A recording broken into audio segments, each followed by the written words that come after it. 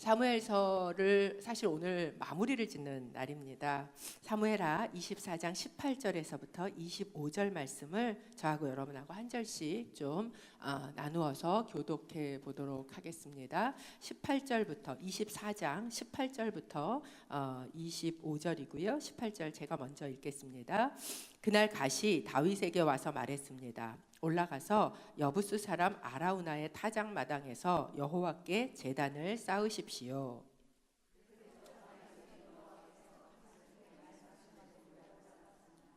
아라우나는 왕과 그 신하들이 자그쪽으로 다가오는 것을 보고 달려나가 왕 앞에서 얼굴을 땅에 대고 절했습니다.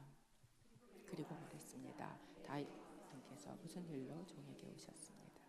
다윗이 대답했습니다. 내 차당마당을 사서 여호와께 제단을 쌓아 그치게 하려고 한다. 아라우나가 다윗에게 말했습니다. 내 주 왕께서 기뻐하시는 것이라면 무엇이든 바치십시오. 여기 번제용 소가 있고 땔감으로는 여기 타작 기계와 소의 멍에가 있습니다.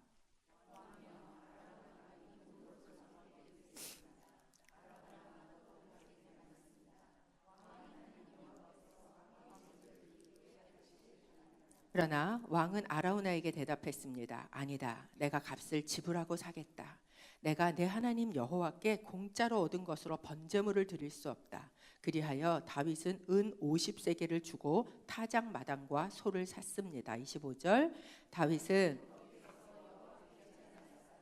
번제물과 화목제물을 올려드렸습니다. 그러자 여호와께서 그 땅을 위한 다윗의 기도에 응답하셔서 이스라엘에 내리던 재앙이 그쳤습니다. 아멘. 혹시 티슈 있는 분 있으십니까? 조금만. 제가 이게 완전 자율신경계처럼 흘러내려서요. 감사합니다.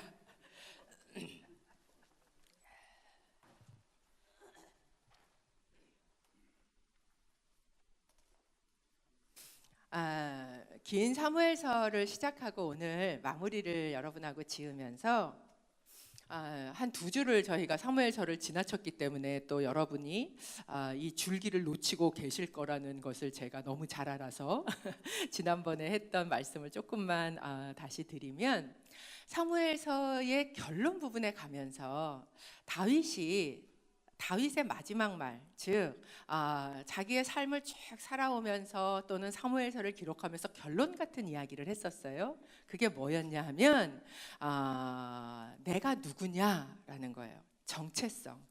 결국은 어쩌면 우리가 짧으면 70이요, 뭐 강건하면 80이요. 요새는 그 말이 무색하게 100세 시대라는 시대를 살지만 한 100년의 이 시대를 살아내고, 그리고 마지막에 하나님이 우리 입에서 나오게 하시는, 고백하고 듣게 하시는 것은 어쩌면 내가 누구냐라는 부분이에요.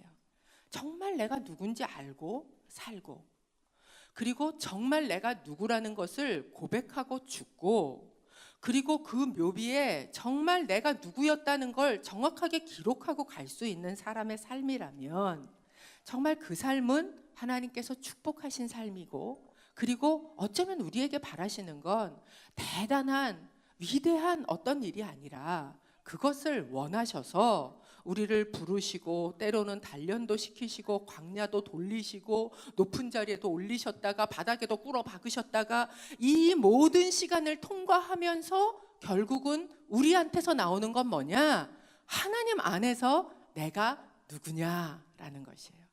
다윗은 이 마지막 결론으로 하나님 안에서 내가 누구냐? 나는 이새의 막내 아들이었음에도 불구하고 하나님께서 높여주신 자였고, 또한 하나님의 기름 부음을 받은 자였고, 그리고 아름다운 노래를 부르는 사람이었다라는 이야기로 자기의 정체성을 굉장히 분명하게 이야기를 하고 있습니다. 이 세 가지 여러분 생각해 보세요. 아무 자격 없는 정말 막내 아들, 사람이 아무도 기대하지 않던 나를 끌어올려서 높이 세우신 분도 하나님이셨고, 그리고 부모도 기대하지 않아서 밖으로 냈는데 다시 기다려서 끌어와서 기름을 부으셨던 분도 하나님이셨고, 너무나 고통 가운데 정말 원망의 소리밖에 나올 수 없는 그 광야의 세월 동안에도 나의 입술에 결국은 아름다운 노래가 터지게 하셨던 분도 하나님이셨다. 결국 다윗의 인생을 쭉 지나면서 보니까 하나님 때문에 내가 이런 사람으로 살았습니다 라는 이 정체성을 고백하는 것, 이게 사무엘서의 마지막이다라고 이야기를 나누었어요. 그리고 이런 정체성을 가지고 살아간 사람들의 공동체가 바로 하나님의 나라예요.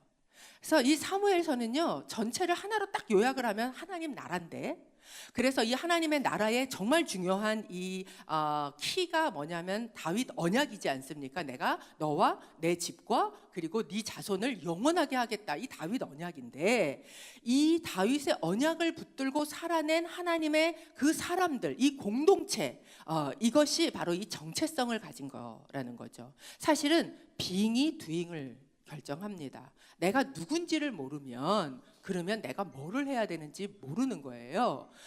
그래서 나 스스로 내가 누군지를 잊어버리게 되면 그러면 내가 하지 않아야 될 일들을 막 하게 되는 거죠. 그래서 정말 중요한 건 비잉을 먼저 정확하게 아는 것이다.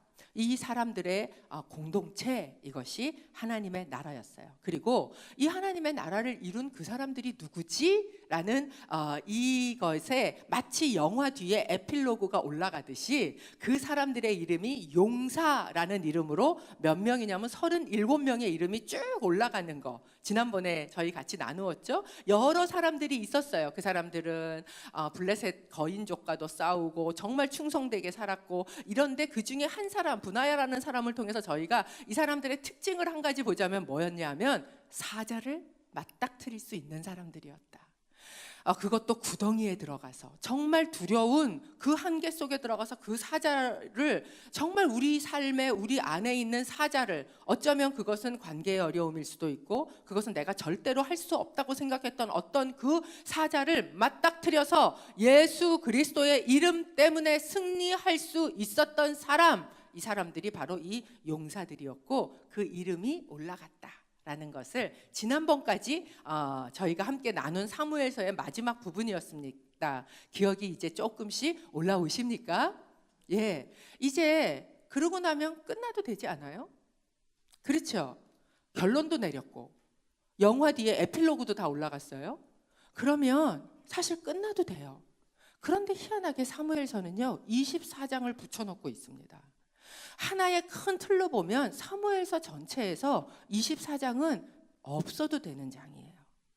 결론도 내렸고 모든 게 다 용사들의 이름으로 아름답게 끝났어요. 우리는 어떤 글을 쓰거나 영화를 찍거나 뭐 이런 거를 하면, 제가 또 전문가 앞에서 영화 얘기를 해서 죄송한데, 하여간 저희 감독님이 계시거든요, 영화 감독님이. 그런데 산뜻하고 논리적이고 그리고 멋지게 끝내고 싶은 욕심이 우리 안에 있죠. 그런데 이 사무엘서 뒤에는 희한하게 24장을 붙여놓고 있다라는 거예요. 그런데 이 24장이요 시작할 때부터 우리의 마음을 굉장히 불편하게 만듭니다. 24장 1절 저희가 좀 함께 읽어보겠습니다. 24장 1절 시작. 여호와께서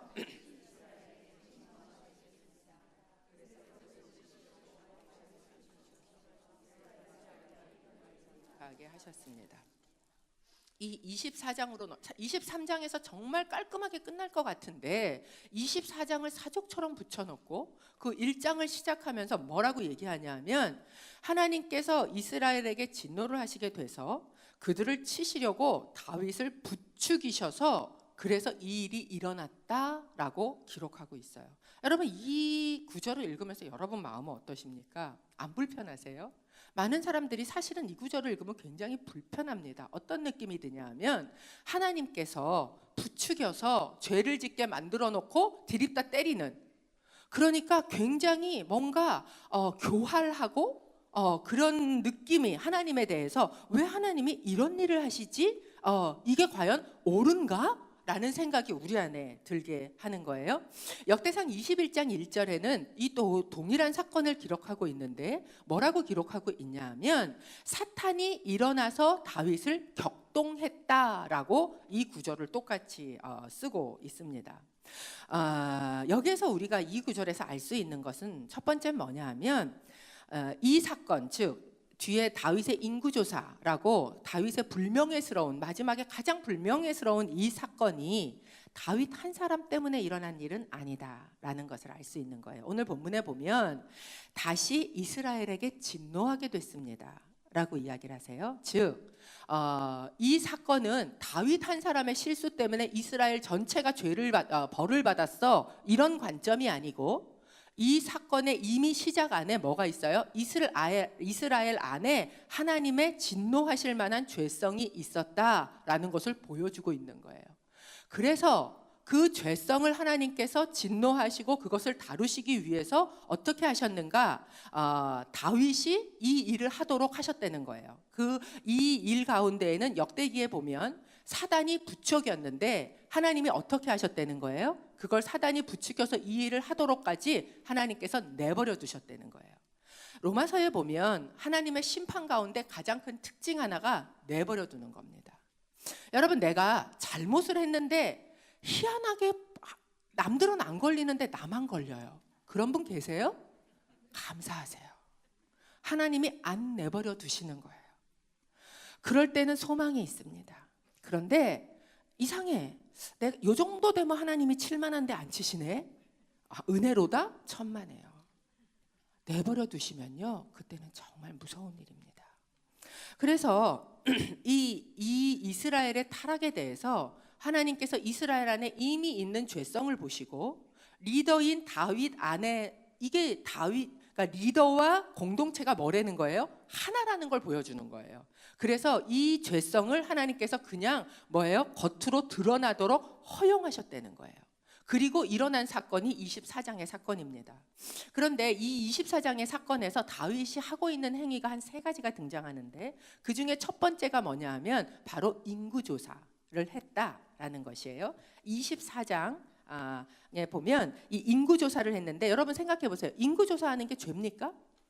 왕이 자기의 그 백성들을 인구 센서스 다 하잖아요. 그게 죄인가? 왜 죄인가?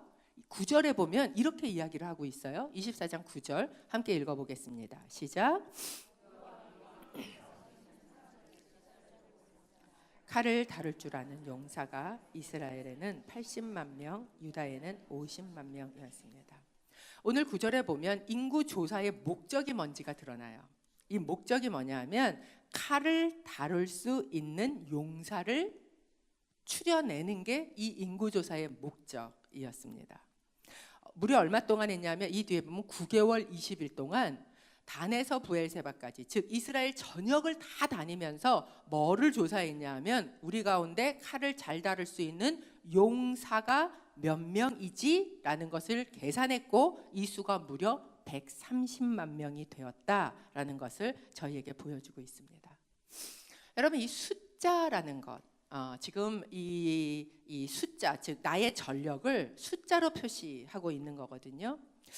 이 숫자라는 것은 상당히 객관적인 것입니다. 그렇죠? 뭐가 숫자로 표현되면 객관적으로 변해요. 그래서 몇십 프로래, 많이 왔대, 많대, 그거랑 정확하게 몇 명이래, 이거는 좀 다른 느낌이지요.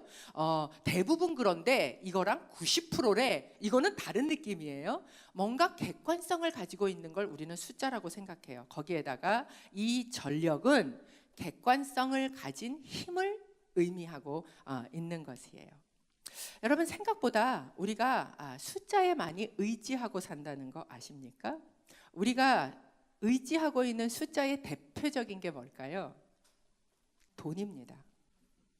돈은요, 가장 대표적으로 객관화되어 있는 힘이에요. 50불짜리는 50불짜리의 파워를 갖고 있고요, 100불짜리는 100불짜리의 파워를 갖고 있는 거예요. 객관화된 숫자로 명시화된 파워, 이것이 바로 돈입니다. 심지어 학교도, 우리 자녀들을 보내는 학교도 어떤 학교가 좋은 학교예요? 아이비리그를 몇 명 보냈느냐. 그래서 한국에는 제 남편이 이제 교사를 했잖아요. 한국에는 스카이에 몇 명 보낸 학교에 따라서 이 랭킹이 또 그것도 숫자로 이렇게 랭킹이 이렇게 세워집니다. 제가 보지는 아직 못했는데 요새 무슨 스카이 뭔가 하는 드라마가 하나 이 엄마들 이야기가 나온다는 얘기를 제가 얼핏 들었어요. 그런 모습들인 거죠. 우리는 나는 그렇게 숫자에 민감하지 않아. 나는 숫자를 그렇게 의지하지 않아라고 생각을 하고 있지만 우리 안에는 나도 모르게 숫자를 계산하고 그리고 끊임없이 그 숫자에 의한 파워와 순위와 그리고 그거에 의한 어떤 것들에 우리는 의지하고 평가하고 생각하고 욕심내고 이루고 살아가고 있다라는 것을 알 수 있어요. 나이도 마찬가지입니다. 나이도 숫자로 드러나진 것이지요. 내가 몇 살이 되었으면 이제 조금 더 힘이 없어지는 것 같고 나는 아직 몇 살이니까 힘이 더 있는 것 같고 여러분 이런 것도 다 우리 안에 숫자로 계산이 되어지는 겁니다. 심지어는 사실 그렇게 안 돼야 하는데도 불구하고 교회도 마찬가지예요. 제가 들으니까 노회를 가면 노회의 이 자리가 성도 숫자가 많은 순서대로 이 자리가 목사님들 자리가 앉혀진다. 뭐 이런 이야기도 제가 들은 적이 있습니다. 여러분께 질문 드립니다. 여러분은 숫자에 얼마나 자유하세요? 숫자에 대해서 여러분은 어떠십니까? 자유하세요? 아니면 그 숫자에 여러분은 민감하십니까? 예민하게 반응을 하십니까? 다윗이라는 사람이 이 말년에 인구조사를 하고 있다라는 것이에요. 그런데 다윗이요 17살 때에는 뭐라고 고백을 하고 있었는지 아세요? 사무엘상 17장 47절에 이렇게 고백을 하고 있었어요. 이렇게 얘기를 합니다. 또한 여호와께서는 칼이나 창으로 구원하지 않으신다는 것을 여기 모인 사람들이 다 알게 될 것이다. 전쟁은 여호와께 속한 것이니 그분이 너희 모두를 우리 손에 넘겨주실 것이다. 17살밖에 안 돼서 뭘 몰라서 그랬다라고 우리가 얘기할 수 있지만 이때 그에게는 전쟁이 숫자로 하는 게 아니었어요. 그에게는 하나님의 나라의 전쟁은 하나님이 무기였어요. 하나만 있으면 돼. 누구만 계시면 돼요? 하나님만 계시면 돼. 130만 없어도 괜찮아. 키가 3m 10 아니어도 괜찮아. 나는 이 숫자로 계산이 되는 비교가 아니라 하나님만 계시면 되는 거였어요. 이게 다윗의 고백이었습니다. 놀랍게도 오늘 저희가 읽은 이 24장에 등장하는 130명이나 만 명이나 되는 이 사람들이 누구라고 얘기하냐면 용사라고 이야기합니다. 근데 이 용사라는 하봇 야일이라는 이 단어가 동일하게 바로 전장에 등장을 해요. 근데 이 전장에 이 용사가 몇 명으로 등장합니까? 우리가 지난번에 23장에 봤을 때 하나님 나라의 용사가 37명이었다. 똑같은 단어예요. 그러니까 하나님의 나라를 세우고 그 놀라운 전쟁을 치르고 그리고 그렇게 하나님을 높일 때 용사가 몇 명이면 충분했다는 거예요? 37명이면 충분했다는 거예요. 그런데 지금은 몇 명이 필요하다고 지금 다윗이 생각하고 있는 거예요? 130만 명이 있다는 거예요. 이 이야기는 이 이스라엘, 유다라는 하나님의 나라라고 했던 이 나라 전체가 지금 가치가 어디로 가고 있다는 걸 보여줘요. 37명 갖고 안 된다는 거예요. 계속해서 이 사람들을 양성하고 그리고 추구하고 숫자가 더 많은 것을 추구하고 가고 있었던 사회, 이것에 대해서 하나님께서 진노하셨다. 그 진노를 하실 수밖에 없었다라는 것을 보여주고 있는 것입니다. 이 나라는 더 이상 하나님을 의지하고 전쟁하는 나라가 아니에요. 이 나라는 숫자를 의지하고 전쟁하는 나라가 되었다는 거예요. 수많은 용사들이 객관적인 힘이 설치는 나라가 되었다는 거예요. 그런 나라는 하나님의 나라가 아닙니다. 다윗이 이 숫자를 추구했다, 계산을 했다, 조사를 했다라는 이야기는 다윗이 지금 이 숫자를 뭐 하고 있다는 걸 보여줍니까? 의지하고 있었다라는 것을 보여주는 거예요. 여러분이 의지하고 계시는 숫자는 무엇입니까? 또한 이 숫자는요, 인격을 대체합니다. 인격을 말살할 때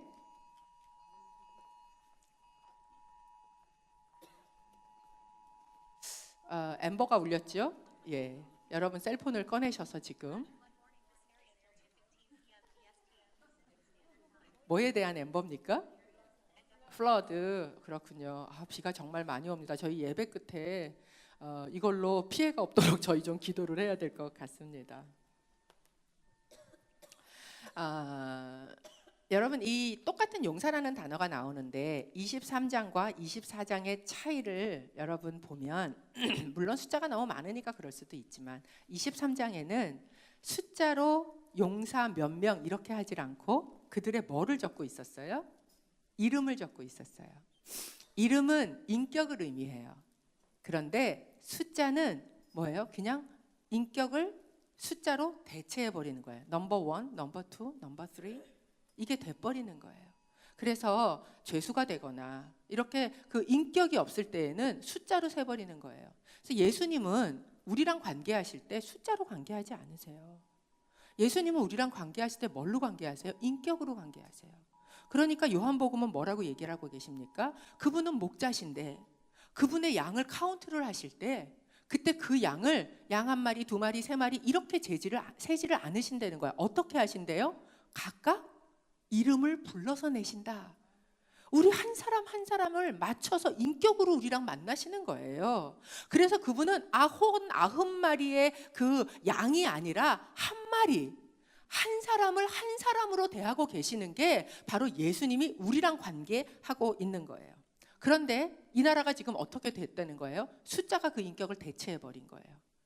몇 명, 이게 모든 것을 다 표현하고 있는 그런 가치로 이 나라가 되어버렸다라는 것을 보여줍니다. 여러분, 그렇다면 하나님이 진노하시는 게 당연하지 않습니까?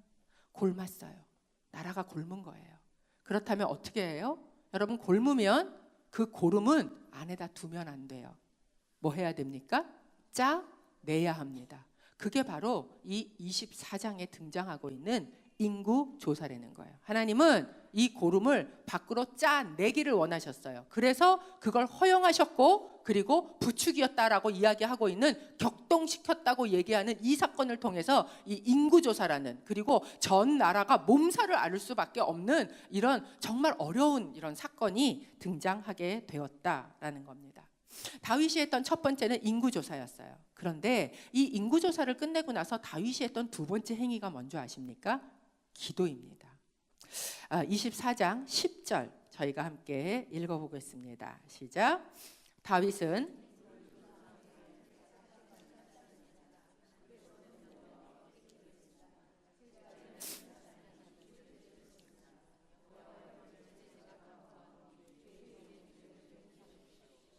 제가 정말 어리석은 짓을 저질렀습니다.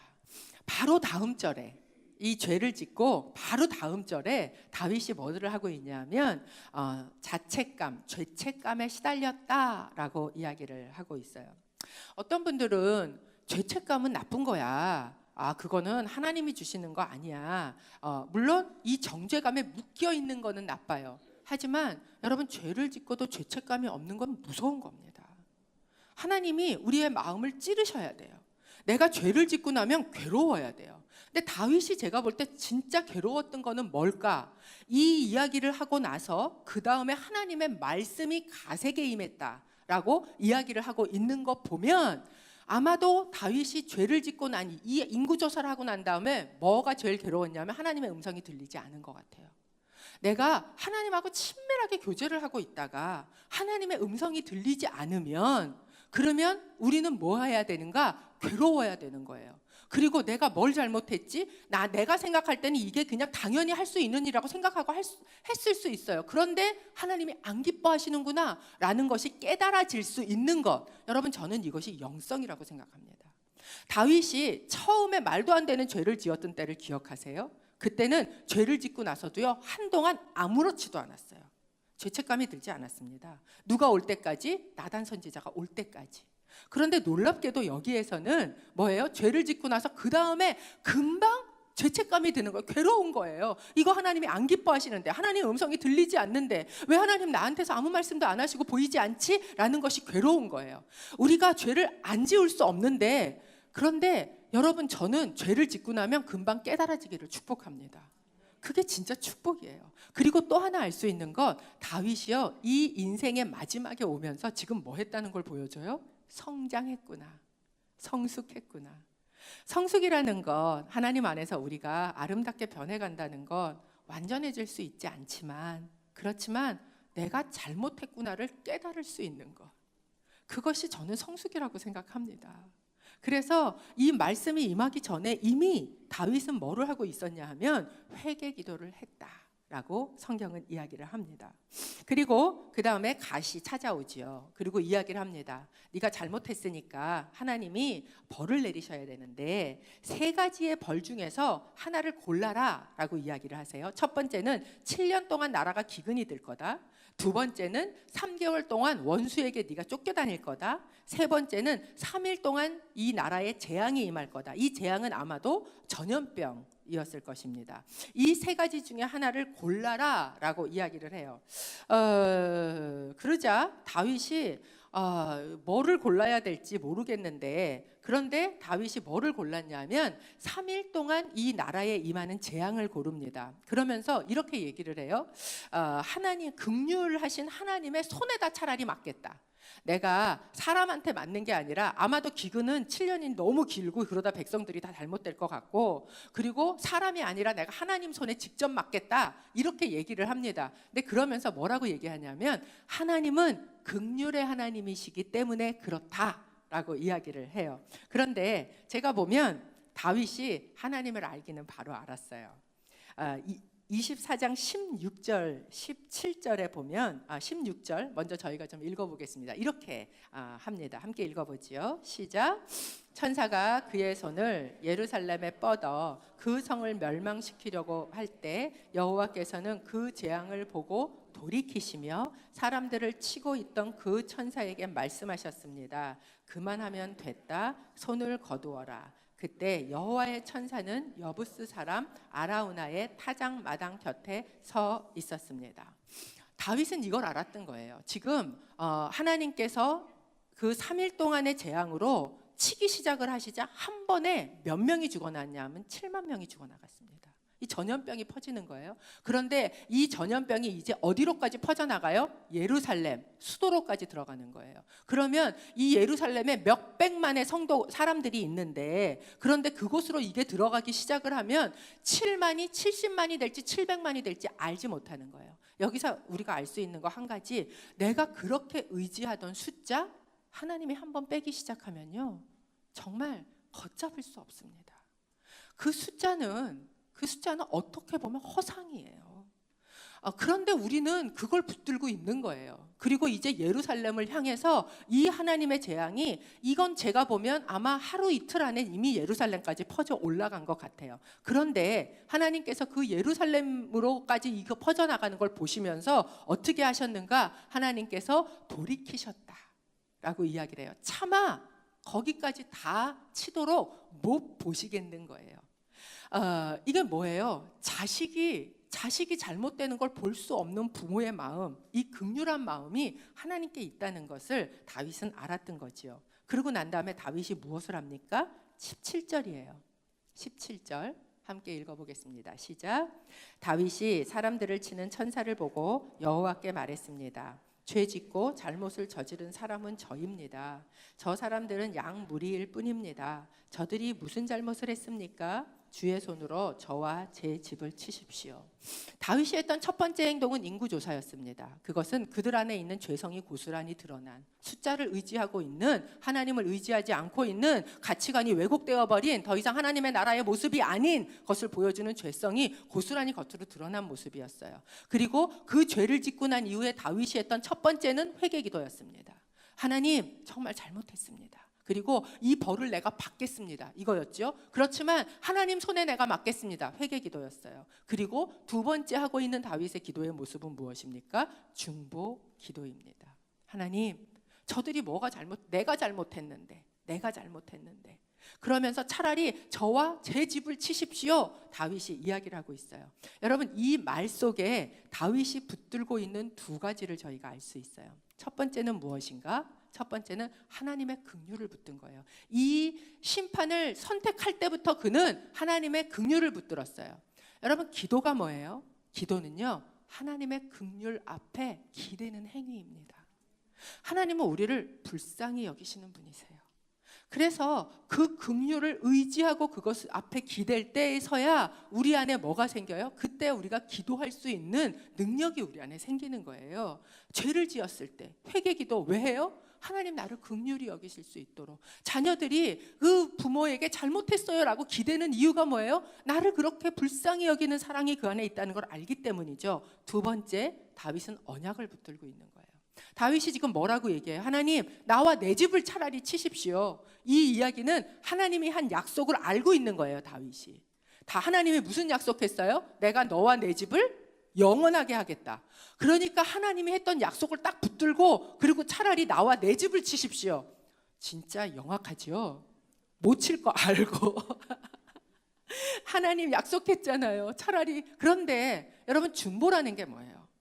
우리가 회개 기도를 하고 중보 기도를 하고, 기도라는 건 하나님의 긍휼하심에 기대는 행위요, 하나님의 언약을 붙들고 나아가는 행위예요. 이 두 가지가 우리로 하여금 기도할 수 있게 하는 것입니다. 다윗이 했던 두 번째 기도였어요. 세 번째 무엇이었는가? 제단 쌓는 일을 하고 있습니다. 18절 저희가 좀 함께 읽어보겠습니다. 18절 시작. 그날 갓이 다윗에게 와서 말했습니다. 올라가서 여부스 사람 아라우나의 타작 마당에서 여호와께 제단을 쌓으십시오. 이렇게 다윗이 정말 그 긍휼하신 하나님 앞에 회개 기도로, 중보 기도로 그 앞에 나가서 기도를 하니까, 그러니까 그날, 이 중보 기도하는 그날, 여러분이 중보 기도를 시작하는 그날 하나님께서 말씀하실 줄로 믿습니다. 그날 갓이 올라와서 또 이야기를 하는 거예요. 뭐라고 이야기하는가? 올라가서 여부스 사람 아라우나의 타작마당에서 여호와께 제단을 쌓으십시오 라고 이야기를 하고 있습니다. 이 사무엘서가 끝나면서, 그러면서 다윗이라는 사람에 대해서 마지막으로 어떤 모습으로 보여줄까? 그러지 않겠어요? 여러분, 한 글을 끝내면서 주인공을 어떤 모습으로 마무리를 지을까는 아마 이 극을 만들거나 영화를 만들거나 소설을 쓰거나 굉장히 고민하는 부분일 거예요. 그런데 이 사무엘서를 마지막으로 이렇게 끝내면서 다윗이라는 이 사람의 마지막 모습을 제단을 쌓는 사람으로 마무리를 짓고자 결정을 했다라는 거예요. 그것은 무엇을 의미하는 것일까? 제가 24장을 쭉 여러 번 이렇게 이제 시작을 하고 이번에 준비를 하면서 24장 1절에서 제 눈을 확 잡아끄는 단어가 하나 있었어요. 그게 뭐였냐면 아까 저희가 읽고 지나왔지만 제가 한번 읽어드리겠습니다. 여호와께서 다시 이스라엘에게 진노하시게 됐습니다. 그래서 그들을 치시려고 다윗을 부추기셔서 이스라엘과 유다의 인구를 조사하게 하셨습니다. 여기서 제 눈을 확 끌었던 단어 하나가 뭐냐 하면 다시예요. 다시. 멸치 다시가 아니고 여러분, 우리는 사무엘서를 공부를 하거나 성경을 읽거나 가르치거나 설교를 하면서 다윗이라는 한 위대한 사람을 앞에다 내세울 수 있습니다. 그 사람 봐라, 멋있지? 따라해야지. 이 사람 따라하면 하나님이 이렇게 높여주실 거야. 이런 인본주의적이고 계몽주의적인 그런 이야기를 할 수 있어요. 그런데 희한하게 사무엘서는 그렇게 끝내지를 않는단 말이에요. 그러면서 무슨 단어를 그 마지막에다 콕 집어 넣냐 하면 다시라는 단어를 넣고 있어요. 마치 다윗이 죄를 지었던 그 이전에 그 끔찍한 죄를 우리에게 다시 상기시키듯, 우리라는 존재는 어떤 존재인가? 아무리 위대해 보이고 하나님이 들어서 쓰시는 것 같은 사람일지라도 다시가 존재하는 사람이에요. 여러분, 우리는 언제 넘어질지 몰라요. 여러분, 우리는 섰다고 생각하면 그 다음으로 넘어지는 게 우리입니다.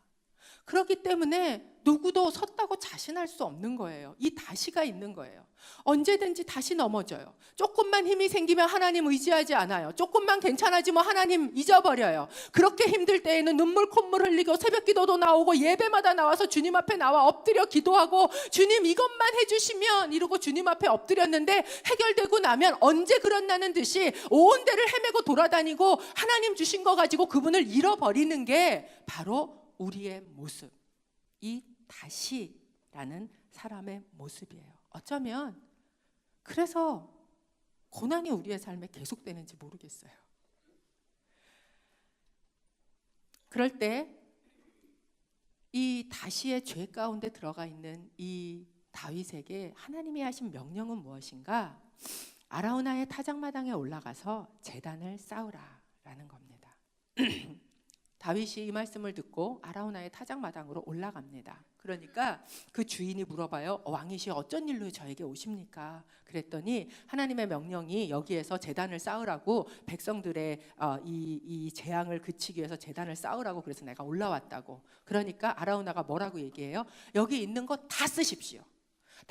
당신이 쓰실 제단으로 바칠 또 제물로 바칠 거 다 쓰십시오. 내가 다 드리겠습니다. 이렇게 얘기하는데 다윗이 여러분 왕이잖아요. 거기에다가 지금 자기 위해 쓰겠다는 것도 아니죠. 뭐예요? 백성을 위해서 쓰겠다는 거예요. 명분도 좋아요. 거기에다가 자기가 할 만한 위치에도 있어요. 그러면 그렇지 그래 하나님이 더 축복할 거야. 그러고 받아서 쓸 수 있어요. 그런데 다윗이 뭐라고 이야기하냐면 이렇게 얘기합니다. 24장 24절 25절입니다. 저희가 좀 같이 읽어보겠습니다. 시작.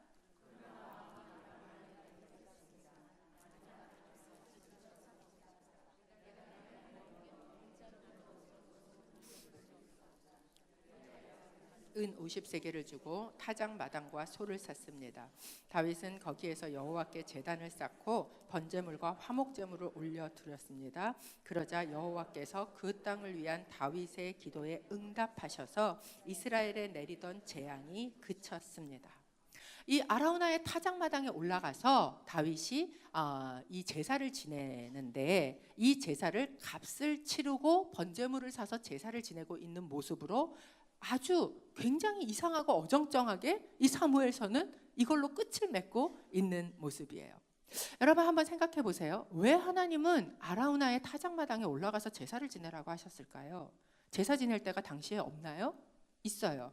당시 기브온에 산당이 있었습니다. 솔로몬이 올라가서 1000번제를 드리던 기브온의 산당이 분명히 있었죠. 다윗의 장막도 있었습니다. 그런데 굳이 하나님은 아라우나의 타작마당으로 올라가서 거기에서 번제를 드리라는 거예요. 그리고 다윗은 그거에 순종해서 값을 치르고 그곳에서 번제를 드리고 있는 것입니다. 왜 그런가? 여러분 이 자리 아라우나의 타작마당은요, 앞에서 저희가 본 것처럼 누가 서 있는 자리입니까? 천사가 서 있어요. 어떤 천사예요? 심판하는 천사가. 하나님의 진노가 서 있는 자리예요. 하나님의 심판이 있는 자리입니다. 그런데 그 심판이 있는 그 자리에 올라가서 네가 예배하라는 거예요. 제사 지내라는 거예요. 제사를 지내는데 그 자리가 어떤 자리가 되는가? 역대하 3장 1절입니다. 저희가 같이 읽어보겠습니다. 시작. 솔로몬은 예루살렘의 모리아산에, 그것은 여호와께서 그의 아버지 다윗에게 나타나셨던 곳이며 여부스 사람 오르난의 타작마당으로 다윗이 결정한 장소였습니다. 이 오르난, 역대기에 나오는 오르난과 여기에 나오는 사무엘서에 나오는 아라우나는 같은 단어입니다. 이게 자음으로만 쓰기 때문에 축약을 하면 오르난이 돼요. 같은 장소예요. 그런데 이 장소가 나중에 무슨 장소가 된다는 거예요? 성전이 지어지는 그 장소가 된다는 거예요. 다윗이 값을 치르고 산 바로 제사를 지낸 그 자리가 성전이 된다라는 것을 저희에게 보여주고 있어요. 사실 다윗은 누구보다 성전을 짓고 싶었던 사람이에요. 그런데 하나님이 허락하시지 않은 것 같은데, 그런데 다윗이 그렇게 짓고 싶었던 그 성전 터를 지금 누가 닦고 있어요? 자기가 닦고 있어요. 그런데 그 성전 터가 되는 그곳이 바로 어떤 자리입니까? 하나님의 자기의 죄 때문에 하나님의 뭐가 임한 자리예요? 심판이 임한 그 자리예요. 여러분, 이건 저희에게 무엇을 보여주고 있어요? 하나님의 심판과 진노가 임한 그 자리가 바로 내가 살아날 수 있는 은혜의 자리가 된다라는 것을 보여주고 있는 거예요. 그렇다면 성경에서 하나님의 심판과 진노의 자리가 은혜와 생명의 자리가 된 그곳이 어디입니까? 십자가예요. 여러분, 십자가는 하나님의 심판과 진노가 임한 것을 보여주는 자리예요. 얼마나 두려운, 우리는 또다시 죄를 지을 수밖에 없는 존재이기에 하나님의 심판이 얼마나 끔찍하게 임하는가를 보여주는 자리가 십자가입니다. 그런데 바로 그 자리, 근데 그 자리에 거저 드려진 제사가 아니에요. 값을 치르고 드려진 제사예요. 그 하나님의 아들이라는 값을 치르고 드려진 바로 그 자리가 무슨 자리가 됩니까? 은혜의 자리가 돼요. 그래서 여러분, 이 자리가 역대기에 보면 단어 하나가 더 등장해요. 오르난의 타작마당이라고만 설명하지 않고 역대하 3장 1절 한 번만 다시 띄워봐 주시겠어요? 보면 거기가 무슨 산이라고 설명을 하고 있냐면 모리아산이다 라고 설명하고 있어요. 여러분, 모리아산이 어딘지 기억하십니까? 죽어져야 할 아브라함의 아들 이삭 대신에 하나님이 예비하신 어린 양이 대신 제물로 올려졌던 그 자리, 값을 치르고, 여러분, 우리가 다시 죄를 짓고 또 죄를 짓고 그 자리에서 우리가 회복되는 이 은혜는 절대로 거저 얻어지지 않았어요. 거저 아닙니다. 값을 치러요. 그런데 그 누구의 아들 대신 하나님이 예비하신 하나님의 아들이 죽어진, 그래서 예수님께서 뭐라 그러셨어요? 이 성전을, 솔로몬의 이 성전을 허물면 뭐 하시겠다는 거예요? 내가 내 몸으로 다시 그 성전을 짓겠다라고 얘기하셨던 바로 이곳. 여러분, 제가 여러분에게 축복하기는 하나님이 여러분을 치시고자 했던 그 심판의 자리가 다시 살아나는 은혜의 자리가 되기를 축복합니다. 그리고 그곳이 십자가다라는 거예요. 사무엘서를 끝내면서 정말 깔끔하고 정말 쌈박하게 이렇게 끝내고 싶은 유혹을 떨쳐내고, 그리고 하나님께서는 이 끝에다가 왜 이 이야기를 넣고 계실까요? 사무엘서는 시작하면서 아들이 없어서 통곡하는 여인의 이야기로 시작을 합니다. 그런데 마지막에는 하나님, 나와 내 아들에게 죄를 물으시고 이들에게 묻지 마십시오라고 중보 기도했던 그 다윗의 기도를 들으시고, 그러시고 아브라함에게 언약하셨던 대로 죽어야 할 이삭 대신, 그 집 대신, 다윗의 씨 대신 누구를, 그 하나님이 예비하신 하나님의 아들을 죽이신 그 성전의 터가 바로 우리에게 마지막으로 사무엘서에서 보여주고 싶은 은혜의 이야기다라는 것이죠. 사무엘서를 마무리를 지으면서 저는 여러분에게 이 말씀을 드리고 싶습니다. 뭐로 사십니까? 숫자로 살지 마세요. 우리를 지탱하는 게 숫자 아니에요. 우리를 지탱하는 건 은혜입니다. 그래서 그 십자가의 그 하나님의 성전의 그 자리에서 내가 또다시 실패했을지라도 그 자리에서 예배하고, 그 자리에서 기도하고, 그 자리에서 중보할 때, 그때 결국은 반드시 하나님께서 이루어 내실 줄로 믿습니다. 우리의 능력은요, 그 은혜를 붙드는 게 능력입니다. 여러분, 그 은혜 붙들고 하나님 앞에 예배의 자리 지켜주시기를 간절히 부탁드립니다. 저는 이 자리도 그 하나님의 나라를 살아낼 그 은혜의 자리가 되기를 간절히 기도합니다. 그래서 정말 이곳에서 또다시 실패해도 하나님 앞에 또 기도하고, 또다시 실패해도 그 십자가 붙들고 다시 예배하고, 그리고 다시 회복되어지고 그렇게 하나님의 나라는 가는 그런 자리가 되기를, 여러분 모두의 그 하나님의 나라의 공동체가 되기를 주님의 이름으로 축복합니다. 저희가 좀 같이 기도했으면 좋겠어요.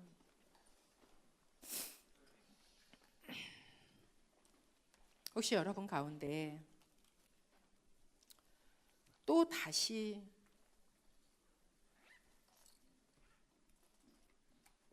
그 자리에 계신 분이 계십니까?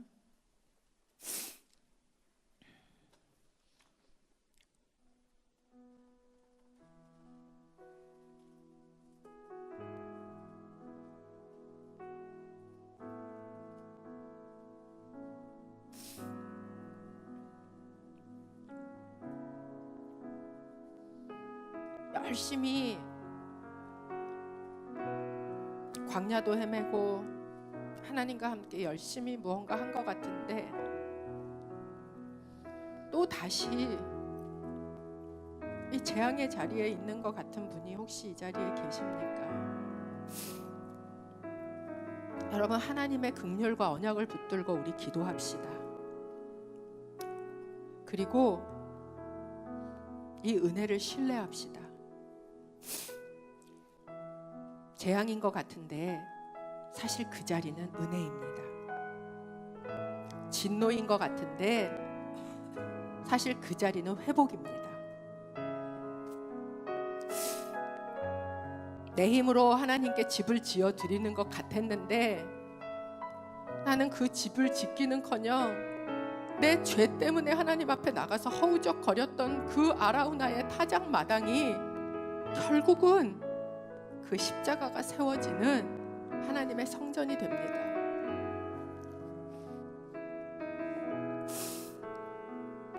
사무엘서를 마무리를 지으면서 여러분, 우리가 그 은혜의 자리를, 그 은혜를 붙들고 십자가의 은혜를 붙들고 기도하기를 원합니다. 기도할 때 먼저 우리 안에 회개할 것이 있으면 하나님 앞에 회개합시다. 하나님, 제가 이런 짓을 하다니 제가 정말 어리석은 죄를 지었습니다. 용서하여 주옵소서. 그러나 내가 믿기는 하나님은 긍휼의 하나님이시라 그 손을 뻗었다가도 하나님 거두시는 하나님이심을 믿습니다. 나의 잘못 때문에 어려움을 겪는 자가 있는 것 같으면 중보하십시다. 그들이 여러분의 자녀라면 주님 앞에, 그 긍휼 앞에 기도합시다. 그런데 언약을 붙들고 기도합시다. 하나님은 그 은혜를 절대 거두시지 않습니다. 그것은 하나님의 성전이 될 것입니다. 그것은 십자가가 세워질 것입니다. 그것은 하나님이 값을 치르시고 하나님께서 우리에게 주시는 그 은혜의 자리가 될 것입니다. 하나님, 내가 그곳에서 예배하게 하여 주옵소서. 오늘 이 자리에 또한 우리의 값을 치르며 나온 하나님, 이 예배자들의 기도를 주여 들어 응답하시고 이들의 심판과 진노의 자리 같을지라도 하나님, 그곳이 하나님의 은혜의 자리가 되어지게 하여 주시옵소서. 저희가 주님 앞에 함께 엎드려 이 시간 기도하도록 하겠습니다.